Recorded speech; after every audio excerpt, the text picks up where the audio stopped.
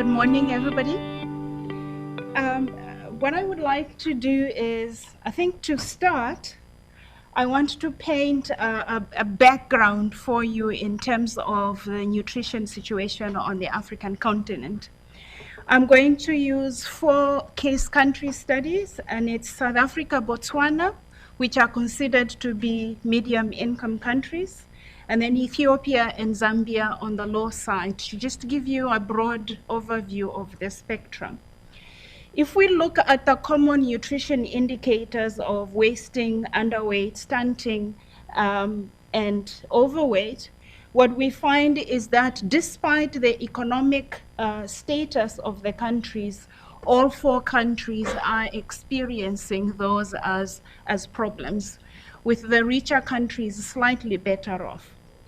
When we look at the food and nutrition security indicators, and we look at the adequacy of energy supply, what we find is that we're doing quite well there in terms that all the countries are over 80%. South Africa is even much higher than that. So we are, at least at national level, able to supply adequate energy from our staple foods.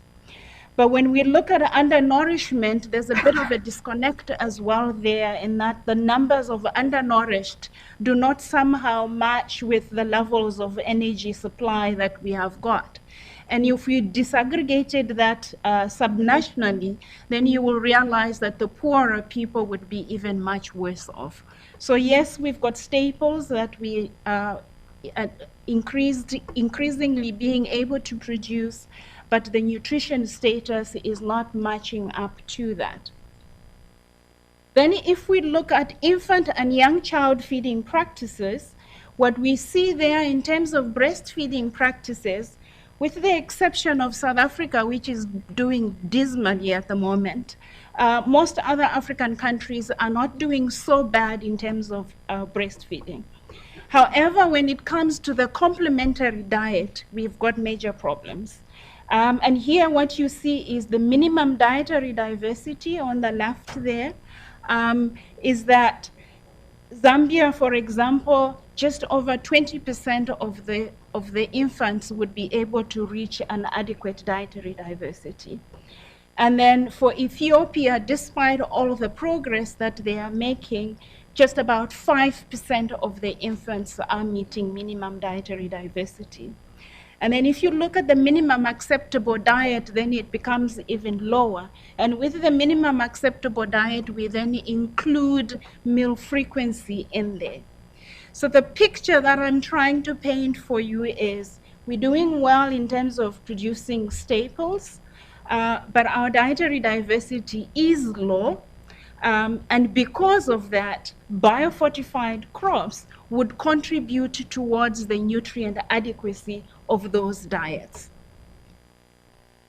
So if we look at the evidence then, we know there's increasing evidence of efficacy in terms of human efficacy trials. The iron pearl millet and iron deficiency, it has been now demonstrated that the iron millet can actually significantly reduce iron deficiency in children. And this is a study that was done in India. In terms of orange sweet potato, these have been released, as Howdy showed us, in several African countries. And high rates of adoption have been recorded.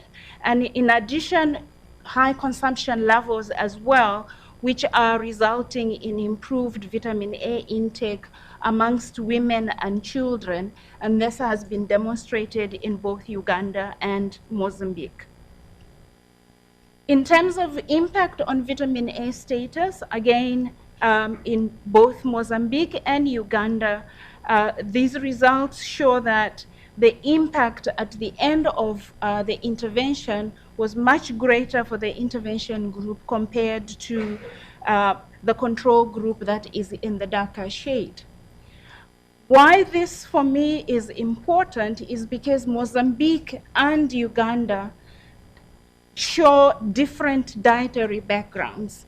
So you've got the bananas making a higher component of the food staples in Uganda, but you've got in Mozambique, maize being more predominant. So despite the different dietary backgrounds, you are able to show the the orange sweet potato having an impact on vitamin A status.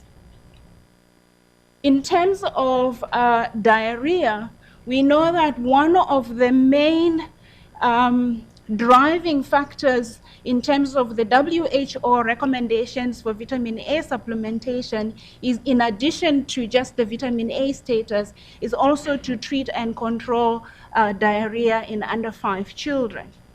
And we know now that the vitamin A orange sweet potato can also have an impact on that.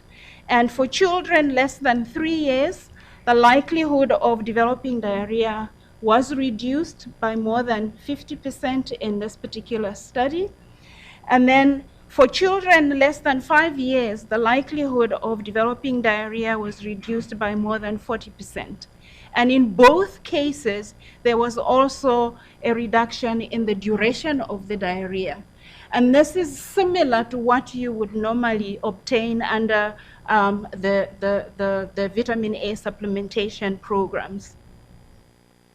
For vitamin A status, we also able to demonstrate that the orange maize was found to increase vitamin A liver stores in children as effectively as supplements. And that's very useful, especially in this background with high malaria prevalence. So the message that I want to leave you with is the fact that biofortified foods can be part of a more diverse diet. And the studies that I have referred to as depicted in those pictures, these are randomized controlled trials at community level. So it's people consuming these foods as part of their usual diet and not in a metabolic unit where they've been isolated eating only those foods. So because of that, biofortified crops can indeed form a part of a more diverse diet within the African context. Thank you.